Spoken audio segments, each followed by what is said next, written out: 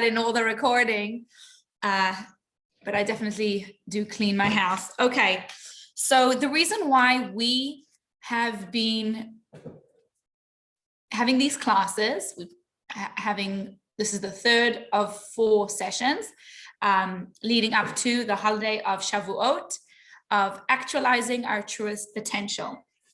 And the reason why is because Shavuot, we receive the Torah.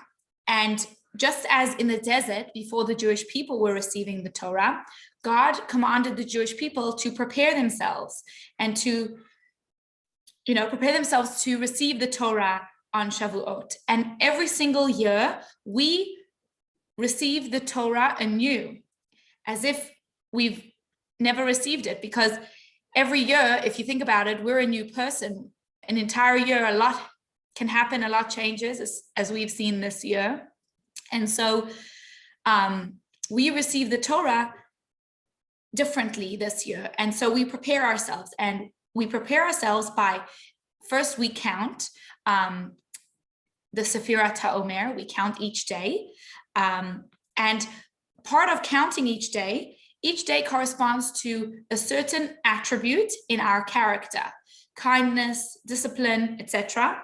And while we're not going to be focusing on those characteristics, which is a whole beautiful lesson of itself, the concept still is, the same, working on ourselves, working how to be better, achieving our potential, so that when we arrive at Shavuot, we are the best versions of ourselves that we can be, based on the circumstances. So this week's lesson is about perception. And there's a lot, of course, on perception, and I'd love to hear from all of you if there's more that you can add or other insights that you think of while I teach. And also want to preface, I'm not preaching. I'm definitely speaking to myself. I really enjoy preparing these classes because it strengthens this in me, and we all can use the reinforcing these concepts all the time. They ultimately are a life work to achieve. So perception. So I'm going to start off with a story, and there's a story about a man named Nick Sitzman, I believe, and he worked on a train. He was part of the train crew, and one day the crew were leaving early. There was some celebration, some party, and they all left early. And some weird reason, Nick got locked into the freezer on the train boxcar. And of course, he is freaking out. He is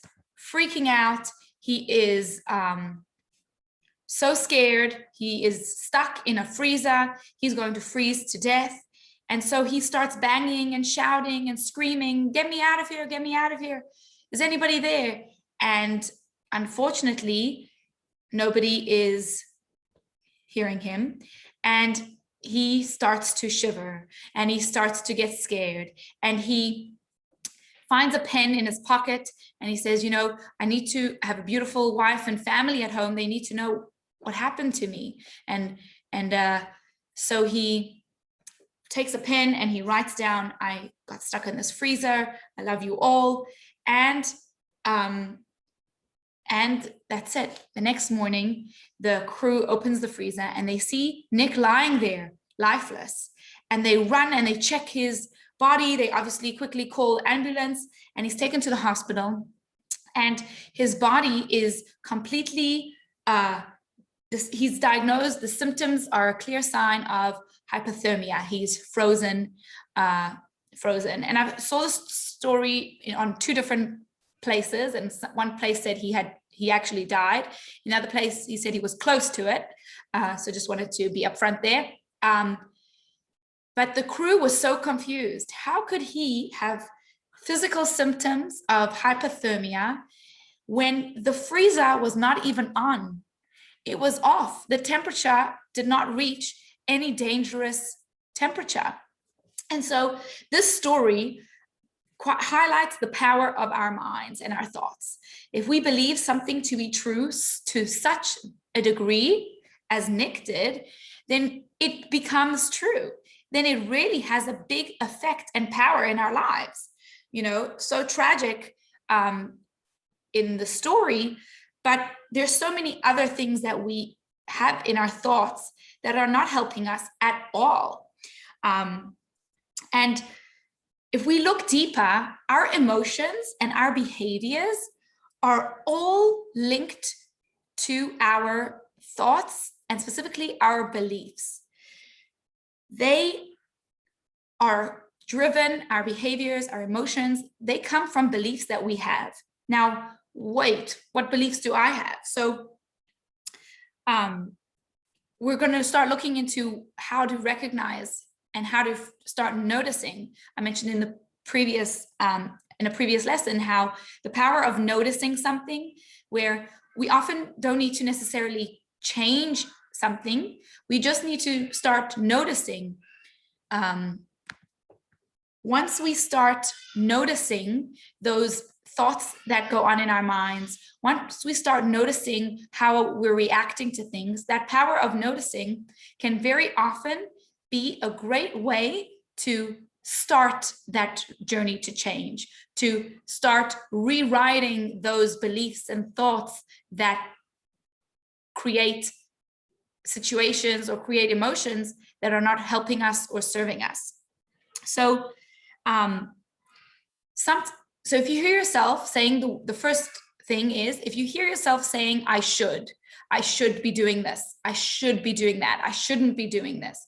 Using the word should is an indication of, oh, there's a belief underneath this word. I should be going to the gym every day. So there's the belief that I need to be exercising. Now, beliefs can be excellent and they could be detrimental, right? They could be good or bad. So we have to notice our beliefs and see, are they serving me? Are they helping me? Are they making me more stressed out?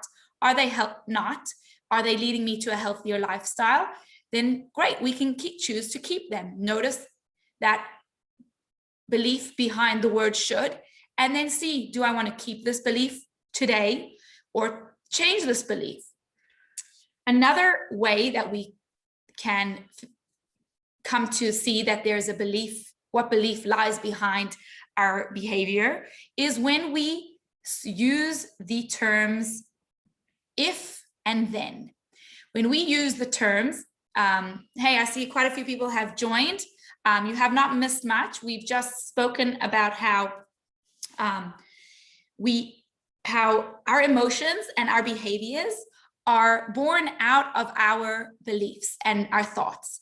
And when we start to take notice of certain beliefs that we have, that very often we don't realize we have, we can start to decide, is this belief serving me and helping me? Or is this belief not helping me? Is it causing me more stress or negative, or causing negative results? So the second way we saw to how to figure out if there's a belief lying behind that behavior is if you hear yourself saying, if you hear yourself in your mind saying, if and then, what does that look like? That looks like, if that person doesn't respond to my text, then that means I'm clearly not important to them, right? Or if this person forgets my birthday or anniversary, then my relationship is not ideal, or it's not going the way it should be. So when we make determinations based on certain behaviors and we figure out that this must be the reason why this and this is happening, that means there's a belief behind that. I believe that if he doesn't respond or she doesn't respond, then that's an indication of the relationship, when that belief is not necessarily true. And especially if it's causing you feelings of feeling worthless or not feeling loved, then it's time to change that belief. It's time to challenge that and say, wait, it doesn't necessarily mean that. They could have had a crazy busy day. If they haven't responded to my messages, it doesn't mean that.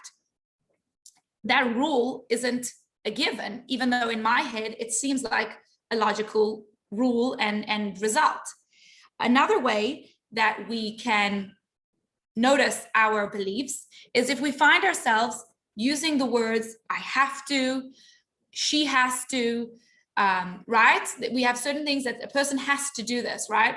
Like me, my kids have to listen, or this person has to do that. Or even if we see somebody does something and we're like, nobody does that type of thing. When we define behaviors, other people's behaviors, our own behaviors, when we really try to define it and say, everybody does it this way, or she has to do it that way, there's a belief there. There's a belief that says this is the way it needs to be.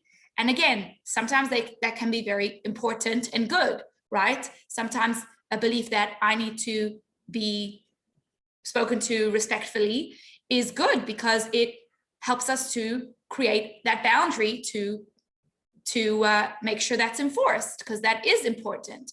But again, some beliefs and so-called rules that we've created in our minds are not helping us. They're not serving us. They're just making us feel worse about ourselves or worse about other people. Then it's time to challenge those beliefs and change them out. And the last way, I'm sure there's a lot of other ways, but the last way and the most important way where we see that there is a belief behind this behavior or emotion is when we feel an intense emotion. So in the positive, when we feel an intense positive emotion or reaction, then that's a sign that our rule was honored. Someone honored my rule that I created. And in my head, right? And of course, opposite, when we have an intense negative, upset reaction to somebody not honoring, to somebody violating that belief and that rule, then that anger, that upset, that strong disappointment is an indication that there is a belief that we are holding that is not being honored. And again, sometimes these beliefs are good. It's excellent that we're noticing these beliefs so that we can, because they're healthy. And some beliefs are not serving us. When we get very upset at something, I'm trying to think of an example. Right? For example, if we get very angry when we see something, an injustice, that's a great thing because the value and rule of justice is something that is universal, right? But if we get intensely angry and upset that, say, I'm going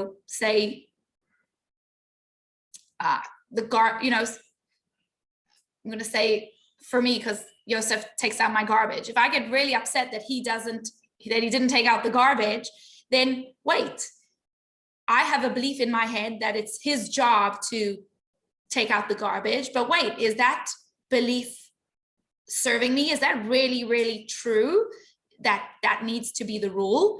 No. And so I can start realizing, wait, my anger is teaching me that there's a belief that isn't being honored. But wait, that belief isn't something I need to keep. It's not something that's serving me. It's not helpful to my relationship. It's time to start rewiring my brain to get rid of that belief. And of course, it's difficult, but the more we start noticing the beliefs that are driving our emotions and our behavior, the slowly we start to catch ourselves and say, I can't get upset. I'm not getting upset right now because this belief is not valid. This belief is not something I need to hold on to. And the Torah, what beliefs are valid and do we need to hold on to? And of course, the rules that God creates, the rules in the Torah, not to kill, not to steal, being respectful. if our rules and beliefs are in line with the Torah, then we can, of course, can make sure to keep them. And of course, if they're not, and they're not, it doesn't say in the Torah that that my husband needs to take out the garbage. It does not. And so if that's not serving me, it's time to go. And there's so many, it's once you start to notice, especially when you're having an intense reaction, or if you get that feeling in your head, I should be doing this, I should be doing that, or I have to do this, or she has to do this, you start to notice all the beliefs that you carry. And it's amazing because most of them are not harmful and they're not ruining your day, but it's great to switch some out and make sure they're in line with the Torah, with God's beliefs and rules. And if you don't know if they are in line, there's a lot of rabbis that we can ask, and to make sure that is this belief in line with the Torah's belief. And honestly, these rules and beliefs that we hold in our mind, they have so much power in our lives. They really do. After all, it's our minds that create our reality. Our perception is based on our thoughts. The way we view the world is coming from our minds. And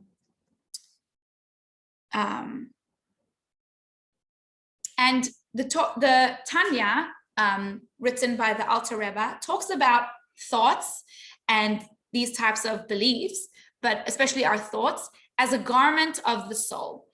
He explains that there are 3 garments of the soul. First is thought, speech, and action. And what does it mean it's a garment of the soul? And every single person has a soul and has a garment, right? Every person, for example, has a body, and then they have clothing that they cover their body with. And just as clothing, right, garments are removable, a person can change them at any time. They can one day choose to wear extremely dirty, degrading clothing, or the next day choose to wear royal clothing, right? A person can raise their stature by what they wear, right? A businessman in a suit, he's raised his, I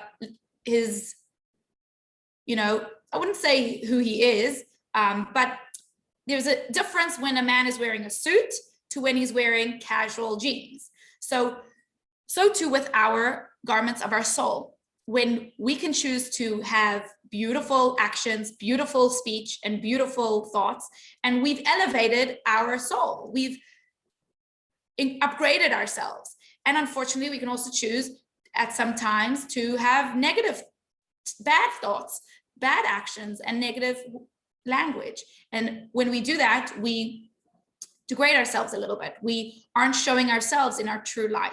And this is actually the way that the Alter Rebbe teaches us to have love to another person. When you see somebody who is acting a certain way, talking a certain way, you need to remember that just as you have garments of the soul, and sometimes your actions are not an indication, they're not expressing who you really are. Sometimes your words are not expressing who you really are, right? Nobody's perfect. So too, you can't label such a person based on his actions and his speech, because that's not really who he is. It's only a garment. If he chooses, next week, he can become a totally different person. He can express himself differently.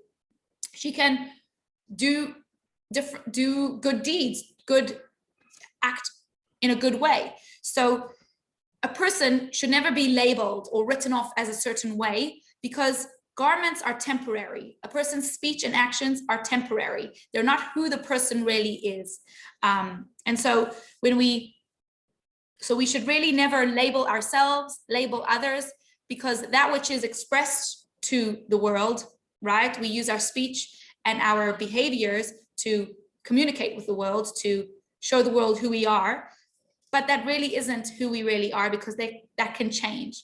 And our soul, with our personality and gifts and talents, is permanent, is something that exists consistently, as opposed to our speech and our actions.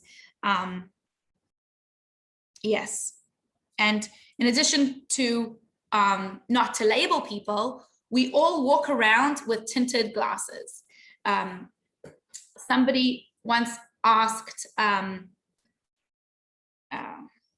don't remember where I saw this now, but Hasidic thought teaches that there is really no such thing as a person being 100% objective.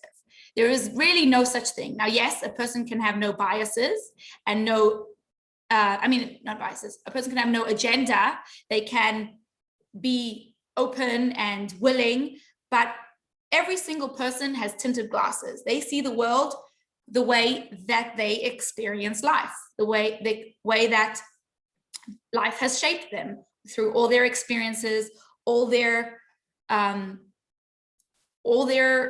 things they've been through, and hopefully in a good way, right? Hopefully people who have been through challenges can have more compassion on others, can have more judging favorably on others.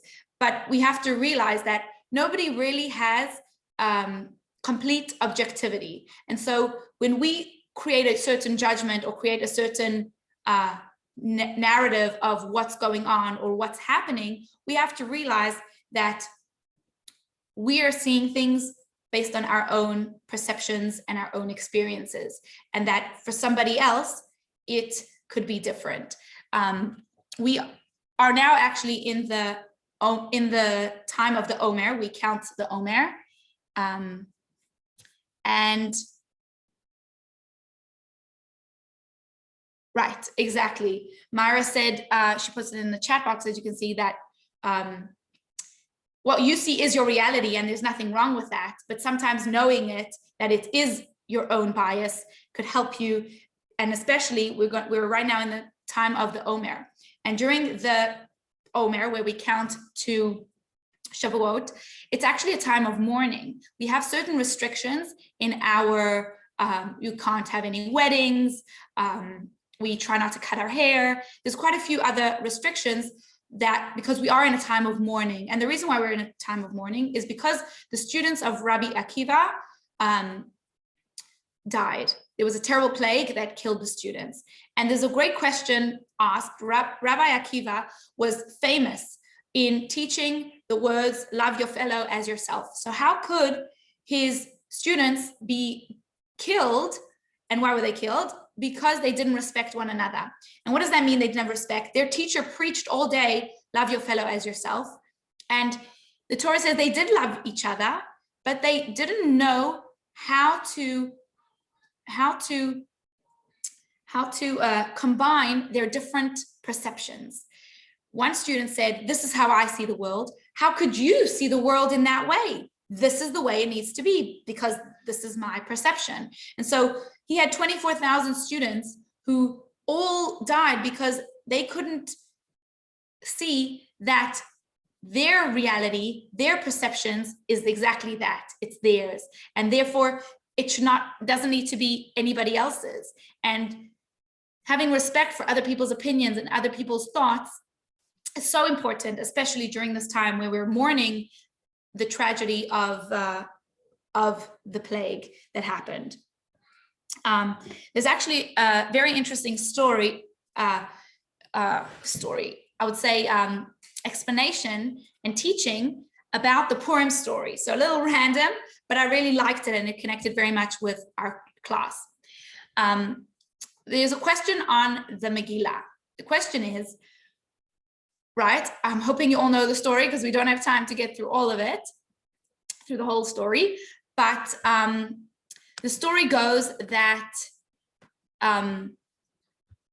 Esther, right, she fasts for 3 days and she finally goes to Achashverosh, right, because she's heard of the terrible decree against the Jewish people, and she asks him,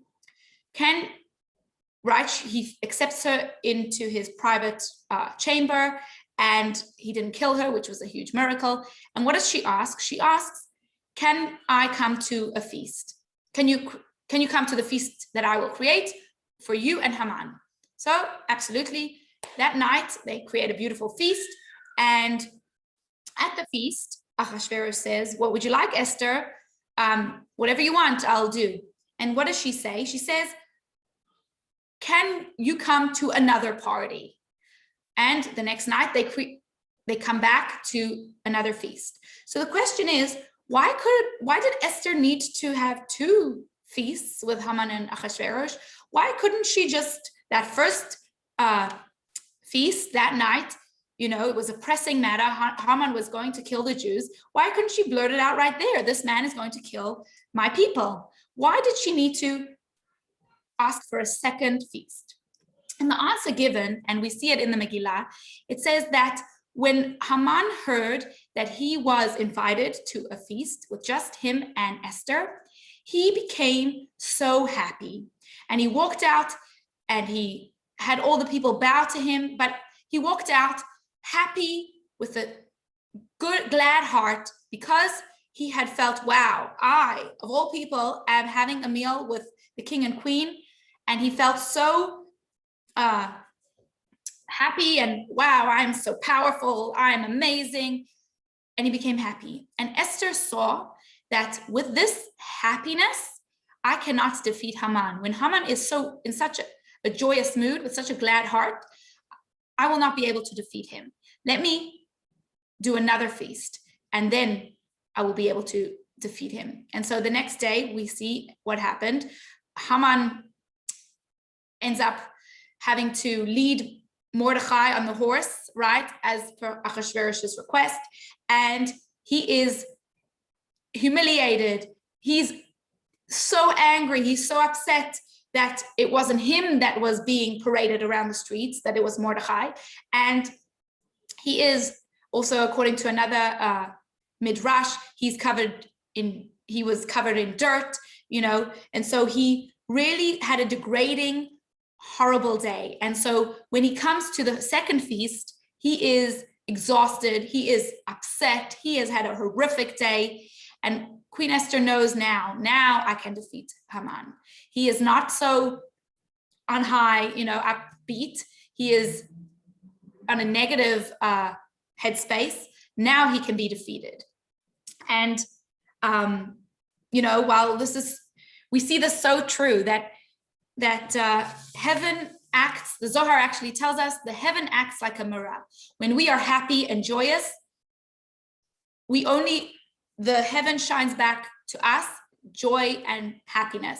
And unfortunately, when we are not able to find joy, when we're really feeling negative and getting stuck in the negative and not able to get out of it, then God forbid, I don't want to say heaven responds with negativity, but we do know the power of happiness, the power of joy. And it's incredible to see that in the Purim story. And how did Esther even know, though, that the next day that Haman would fall from his happy state? And we actually discussed this in a previous lesson, so I want to mention it, because Haman's happiness came from external factors. It came because he felt important because of his invitation. And so Esther knew when happiness comes from external factors, it doesn't last. And we see it didn't. And that's something we spoke about in a previous lesson, how it's so important to remember that while we can receive happiness from external factors and fill our tanks with chocolate and shopping or whatever fills it, we do need to remember that real and true happiness that lasts forever and that's everlasting comes from internal accomplishments, internal achievements, and from being a better person from within. And there's more. So besides the Zohar, as we said, saying that when we act with and express joy and good countenance, happy countenance, that is reflected back to us. And I don't think you need to hear it from the Torah to know that positivity breeds positivity. I think we've all experienced when we're in a good headspace, when we are doing great things, good things, it just leads us to helping more people and doing greater things. And unfortunately, if we're in a negative space, it just leads to, less productivity, less feeling good, less just less. And there's another two places in the Torah, and specifically Hasidic thought teaches us that there's a quote here, Machshava tova hakadosh baruch hu mitzarefa lemaisa. This means that a good thought, Hashem connects to the action. We actually did touch upon this in the first lesson. We said that, we said on one foot that when we do a mitzvah, we had a discussion at the very beginning of the first lesson where what's better, to do a mitzvah with so much intention, attention, and presence, or to do a mitzvah without any of that. And of course, we said that the mitzvah is important, but we did give a lot of credit to having that attention and presence and focus when doing a mitzvah. And the Torah tells us that when we have good thoughts, right? If we have good intentions of wanting to do something and for some reason it didn't happen, we are given credit.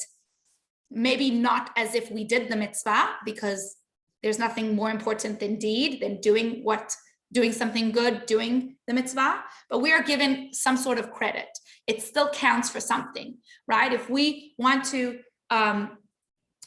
help somebody and the day runs ahead of ourselves and we don't end up helping that person, God still gives us credit to some degree for having those good intentions, wanting to do a mitzvah. So incredible that our thoughts process and our perception, or really our thought process, can really be given credit to Hashem. And another famous quote in Hasidic thought is the phrase "Tracht gut wird sein gut." Think good and it will be good. And it's funny, I remember this concept always intrigued me, because when we think about it, it's really so powerful. So we are created, the Torah tells us at the very beginning, in the image of God. Human beings are created in the image of God. We have a level of creativity and of creating that is similar to God, different to all other creations. So it says God created the world in 6 days, right? And he rested on the seventh. And how did God create the world then? He used speech. And so, of course, we learn that speech has the power to create, and our speech is very, very powerful. When we use good language, positive language, it creates good. And there's a story, I don't have time to say the whole thing, but there's a story of somebody, a student of the Baal Shem Tov, got very angry at his friend, and he said, "I'm going to tear you apart like a fish." And the Baal Shem Tov got very white, and he made everybody hold hands. And because he was a miracle worker, they all could see that on a spiritual level, this affected the person. And I remember, I will never forget, in school, I don't know, we always used to use the word like, "Oh my gosh, my mother will kill me," I'm sorry, I don't know why, but that was an expression that we used to use in school. And I remember when a teacher heard us use that, she said, "Oh, you cannot say those words," even though it's an expression of saying, "No way can I do that." You cannot use those words because our words are powerful. And of course, I can go on and on about that. And I'm sure, we all know bullying, verbal bullying, verbal abuse is sometimes worse than physical abuse, but it's really can be so destructive. And the opposite, it can be so uplifting and so powerful. But we're on thoughts here, and God did create the world at the beginning with speech, but every single moment, God is creating the world again and again. Every single second, in order for the world to stay in existence, God needs to create it. And how does he create it? By thought. God creates the world constantly by thinking about us. God is thinking about us at every single moment, because if he didn't, we wouldn't exist. That's how God keeps the world in creation, through thought. And because we are created in the image of God, our thoughts hold a creative power to them. Our thoughts can create as well. And of course, we know our thoughts create our reality. That's very true. But our thoughts, we can use the power of our thoughts to create. And the phrase "tracht gut wird sein gut," think good and it will be good, is not just a catchphrase, be optimistic, think good, it'll, think positive. No, think good and it will be good is a very difficult task. It requires us to believe 100% in an outcome that might seem opposite to nature. But when we use our brains our thoughts to envision a result or reality, that reality can be created. There's a story of a man named Avram Rottenberg, who is from Bnei Brak, and this happened many, many years ago. He writes that his father was living in Israel. He was living in America at the time, and he got a message that his father was extremely, extremely ill. And so he quickly, in those days, the Lubavitcher Rebbe was alive, and whenever anybody was having a struggle, especially something dangerous, they would call and send a message to the Rebbe to get a blessing and to be uplifted. And so he gets in touch with the Rebbe and the Lubavitcher Rebbe,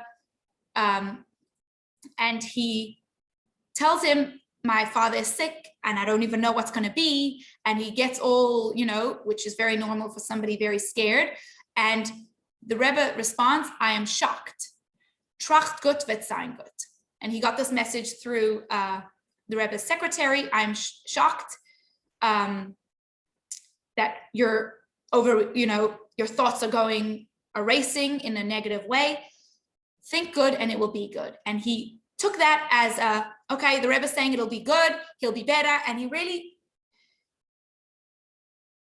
got rid of all the worries. He said, it's all going to be good. The Rebbe said, I must think good and it'll be good. That means it'll be good. Okay. And a few days later, he calls home and he hears that his father is out of danger. And so immediately he calls to the Rebbe to tell him the good news and to thank him for the blessing. And the Rebbe responds, tell me, when did his situation improve drastically? And he said, on Thursday night. And he said, okay, and when did you start to think good? Oh my, Thursday night. And the Rebbe responded, I didn't make a miracle. You did.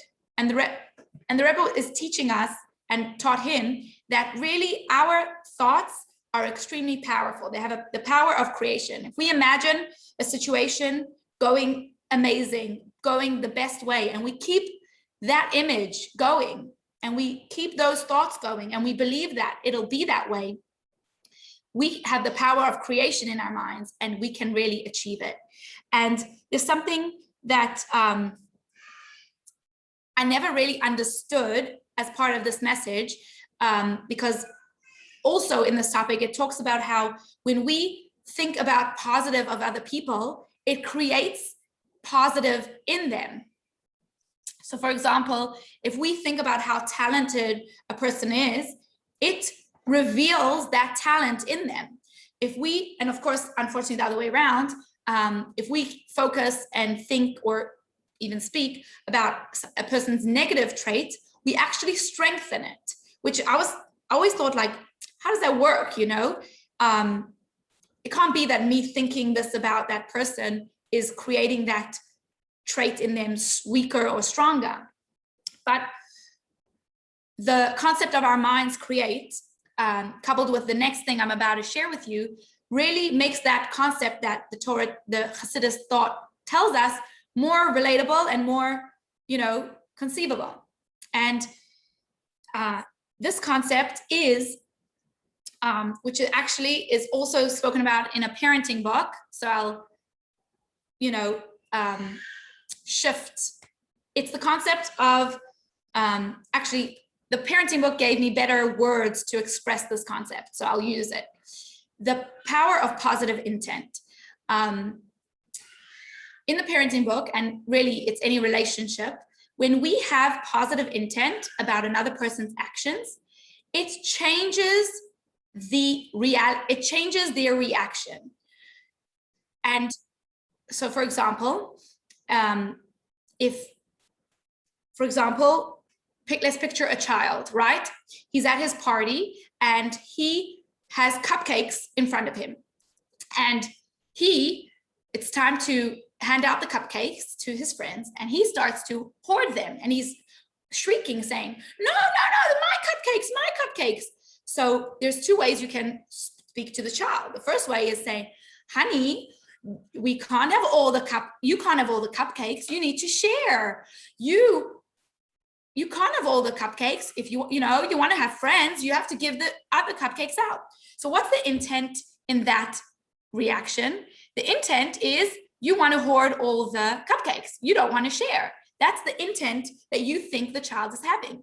But if you switch it around and you have a positive intent and you attribute it to his actions, and you even could tell it to him and say, honey, you want to make sure that you can get a cupcake. You are so excited about this cupcake. Don't worry, you're going to get a cupcake.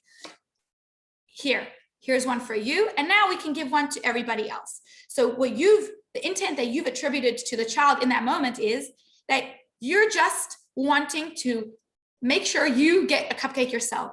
You're not attributing selfish reasons. You're not attributing anything negative to him. You're giving him a positive intent. The reaction you will see in your child will be very different to the other reaction because of your intent. And it really works in any relationship. If somebody arrives late to a meeting, right? You can either respond with, I'm sure you tried so hard to get here on time. Come, quickly sit down, right? Even just that sentence, I'm sure you tried so hard getting that time, versus why are you late, or you're late, is so different. How the person feels and how the person will respond to you is very different because you've given them a positive intent. And Hasidic thought teaches that when we attribute positivity to another person on an electron level, it influences them. And it's amazing to see that it really works on a very strange level. For some reason, it works. People pick up that intention that you have.